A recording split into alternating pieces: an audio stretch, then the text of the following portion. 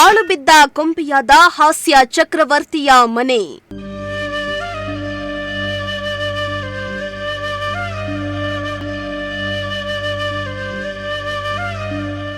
ನಟ ನರಸಿಂಹರಾಜು ಅವರು ಹುಟ್ಟಿ ಬೆಳೆದ ಮನೆ ಶಿಥಿಲ.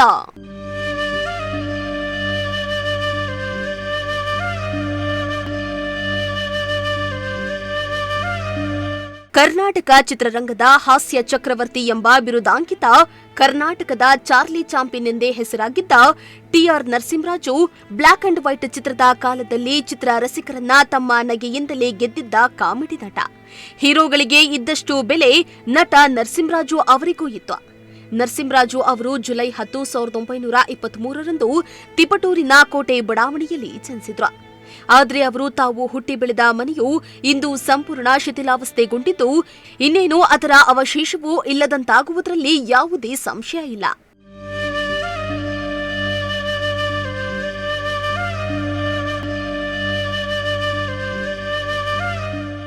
ನಟ, ನಿರ್ಮಾಪಕ, ರಂಗಭೂಮಿ ಕಲಾವಿದರಾದ ಇವರು ತಮ್ಮ ಬಾಲ್ಯದಲ್ಲಿ ತಿಪಟೂರಿನ ಕೋಟೆ ಬಡಾವಣೆಯಲ್ಲಿ ಆಡಿ ಬೆಳೆದಿದ್ರು.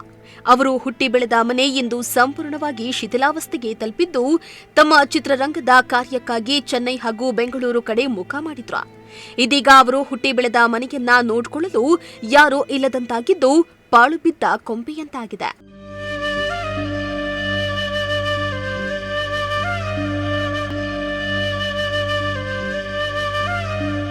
ಇನ್ನು ತಂದೆ ರಾಮರಾಯರು ಪೊಲೀಸ್ ಇಲಾಖೆಯ ನೌಕರರಾಗಿದ್ದು, ತಾಯಿ ವೆಂಕಟಲಕ್ಷ್ಮಮ್ಮ.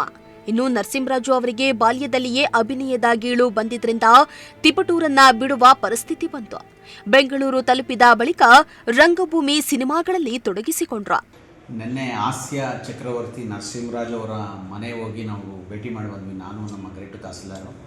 ಇದಕ್ಕೆ ಮುಂಚೆ ಮಾನ್ಯ ಶಾಸಕರು ಈ ವಿಷಯವಾಗಿ ಅದೊಂದು ಸ್ಮಾರಕವಾಗಿ ಮಾಡಬೇಕು ಅಥವಾ ಅದಕ್ಕೊಂದು ರೂಪ ಕೊಡಬೇಕು ಅನ್ನೋದು ಮೂಲ ಉದ್ದೇಶ ಇತ್ತು ನಮ್ಮ M L A ಸಾಹೇಬ್ರದ್ದು.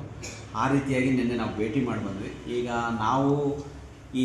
M L A ಅವರ ಅಧ್ಯಕ್ಷತೆಯಲ್ಲಿ ಒಂದು ಸಭೆ ಕರೆಯೋದಕ್ಕೆ ತೀರ್ಮಾನ ಮಾಡಿದ್ದೇವೆ. ಅದರಲ್ಲಿ ಎಲ್ಲ ಸಂಘ ಸಂಸ್ಥೆಗಳು, ಎಮ್ ಎಲ್ ಎ ಅವರ ನಿರ್ದೇಶನದ ಮೇಲೆ ಸಂಘ ಸಂಸ್ಥೆಗಳು, ಅಧಿಕಾರಿಗಳು ಒಂದು ಸಭೆ ಕರೆದು ಸಾಧ್ಯವಾದಷ್ಟು ಮಟ್ಟಿಗೆ, ಯಾಕಂದರೆ ಹಾಸ್ಯ ಚಕ್ರವರ್ತಿ ಬಹುಶಃ ಕನ್ನಡ ಚಿತ್ರರಂಗಕ್ಕೆ ಕಂಡಂಥ ಅತ್ಯಂತ ಹಿರಿಯ ಮತ್ತು ಒಬ್ಬ ಹಾಸ್ಯ ಚಕ್ರವರ್ತಿ ಅಂತ ಹೇಳಿದ್ರೆ ತಪ್ಪಾಗಲಾರ್ದು. ಅವರ ಒಂದು ಮನೆ ಏನಿದೆ ಅದನ್ನು ನವೀಕರಣಗೊಳಿಸಿ, ಯಥಾಸ್ಥಿತಿಯಲ್ಲಿ ನವೀಕರಣಗೊಳಿಸಿ ಅದಕ್ಕೊಂದು ರೂಪ ಕೊಡಬೇಕು ಅನ್ನೋದು ಉದ್ದೇಶ.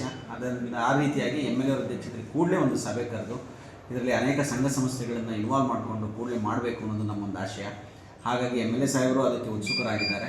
ಆ ರೀತಿಯಾಗಿ ಒಂದು ಮಾಡಬೇಕು ಅನ್ನೋದೊಂದು ಸಂಕಲ್ಪ ಇಟ್ಕೊಂಡು ಮಾಡೋಣ ಅನ್ನೋದು ನಮ್ಮ ಅಭಿಪ್ರಾಯ. ಇದರಲ್ಲಿ ನಮ್ಮ ತಿಪಟೂರು ಜನತೆನೇ ಇದರಲ್ಲಿ ಪಾಲ್ಗೊಳ್ಳಬೇಕು, ಸೇರಿ ಮಾಡೋದಕ್ಕೆ ಎಲ್ಲರೂ ಕೈಗೊಳ್ಳಬೇಕು, ಎಲ್ಲರೂ ಸೇರ್ಕೊಳ್ಳಿ ಅನ್ನೋದು ನನ್ನ ಒಂದು ಆಶಯ. ಡಾಕ್ಟರ್ ರಾಜ್ಕುಮಾರ್ ಬೇಡರ ಕಣ್ಣಪ್ಪ ಚಿತ್ರದ ಮೂಲಕ ಚಿತ್ರರಂಗಕ್ಕೆ ಪಾದಾರ್ಪಣೆ ಮಾಡಿದ ಇವರು ಅನೇಕ ಚಿತ್ರಗಳಲ್ಲಿ ಅಭಿನಯಿಸಿ ತನ್ನದೇ ಆದಂತಹ ಕೊಡುಗೆಗಳನ್ನು ಕರ್ನಾಟಕ ಚಿತ್ರರಂಗಕ್ಕೆ ಕೊಡುಗೆಯಾಗಿ ನೀಡಿದ್ದಾರೆ. ಅಂತಹ ಮಹಾನ್ ಚೇತನರಾದ ಅವರ ಸ್ಮಾರಕ ಭವನವನ್ನ ತಿಪಟೂರು ನಗರದಲ್ಲಿ ಅವರ ಹುಟ್ಟಿದ ಮನೆಯಲ್ಲಿ ಮಾಡಬೇಕೆಂಬುದು ಸಾರ್ವಜನಿಕರ ಒತ್ತಾಸೆಯಾಗಿದೆ. ಈ ಮನೆಯಲ್ಲಿ ನರಸಿಂಹರಾಜವರು ಬಂತಿದ್ರು, ಹೋಗ್ತಿದ್ರು, ಇರ್ತಿದ್ರು. ಶಾಶ್ವತವಾಗಿ ಇಲ್ಲಿ ಇರ್ತಿರಲಿಲ್ಲ. ಅವರು ಸಿನಿಮಾ ರಂಗದಲ್ಲಿದ್ದಾಗ ಬರೋರು, ಇರೋರು, ಹೋಗೋರು. ಈ ಮನೆಯಲ್ಲಿ ನರಸಿಂಹರಾಜು ಅವ್ರ ಸಹೋದರಿ ಸುಬ್ಬಮ್ಮ ಅಂತ, ನಮ್ಮ ತಾಯಿಗೆ ಅವರು ಫ್ರೆಂಡ್ ಅಂತ ನಮ್ಮ ತಾಯಿ ಹೇಳ್ತಾರೆ. ಸುಬ್ಬಮ್ಮ ಅಂತ ಒಬ್ಬರಿದ್ದರಂತೆ, ಟೀಚರ್ ಆಗಿದ್ದರಂತೆ. ಅವ್ರುಗಳು ಇದ್ದಂಥ ಮನೆ. ಆಮೇಲೆ ಪುಟ್ಟರಾಜು ಅಂತ ಏನೋ ನರಸಿಂಹರಾಜು ಅವ್ರ ಸಹೋದರರು ಒಬ್ಬರು ಇದ್ದರಂತೆ. ಅವರು ಗೊರಗನಹಳ್ಳಿಯಲ್ಲಿ ಇದ್ದರು ಅಂತ ಹೇಳ್ತಾರೆ. ಒಟ್ಟಿನಲ್ಲಿ ಅವ್ರ ಸಹೋದರರೊಬ್ಬರು ಪುಟ್ಟರಾಜು ಅಂತ ಇದ್ರಂತೆ. ಇಲ್ಲಿ ಸುಬ್ಬಮ್ಮ ಅನ್ನೋರು ಅವರ ಸಹೋದರಿ ಇದ್ರಂತೆ. ಹಾಗಾಗಿ ಇದು ನರಸಿಂಹರಾಜು ಅವರು ಕಟ್ಟಿಸಿದಂತಹ ಒಂದು ಮನೆ ಇವತ್ತದು ಶಿಥಿಲವಾಗಿದೆ. ಆಮೇಲೆ ಅದು ಅವರ ಕುಟುಂಬದ ಒಡೆತನದಲ್ಲೇ ಇದೆ ಅಂತ ನನ್ನ ಅಭಿಪ್ರಾಯ. ಇನ್ನು ಪುತ್ರಿಯರಾದ ಸುಧಾ ನರಸಿಂಹರಾಜು, ನರಹರಿ ನರಸಿಂಹರಾಜು, ಧರ್ಮಾವತಿ ನರಸಿಂಹರಾಜು ಮಕ್ಕಳಿದ್ದಾರೆ. ಅದ್ಯಾಕೋ ಯಾರೂ ಕೂಡ ಈ ಕಡೆ ಗಮನ ಹರಿಸದ ಕಾರಣ ತಿಪಟೂರಿನಲ್ಲಿರುವ ಅವರ ಮನೆ ಹಾಳು ಬಿದ್ದಿದ್ದು, ಶಿಥಿಲಗೊಂಡಿರುವ ಮನೆ ದುಸ್ಥಿತಿಯನ್ನ ಮಾಡಬೇಕಾಗಿದೆ. ಜೊತೆಗೆ ನರಸಿಂಹರಾಜು ಹುಟ್ಟಿ ಬೆಳೆದ ಮನೆಯನ್ನ ಸ್ಮಾರಕ ಭವನವನ್ನಾಗಿ ಮಾಡಬೇಕೆಂದು ಸಾರ್ವಜನಿಕರು ಮತ್ತು ಅಭಿಮಾನಿಗಳು ಮನವಿಯನ್ನ ಮಾಡಿಕೊಳ್ತಿದ್ದಾರೆ. ಕಿರಣ್, ಪ್ರಜಾಶಕ್ತಿ ಟಿವಿ, ತಿಪಟೂರು.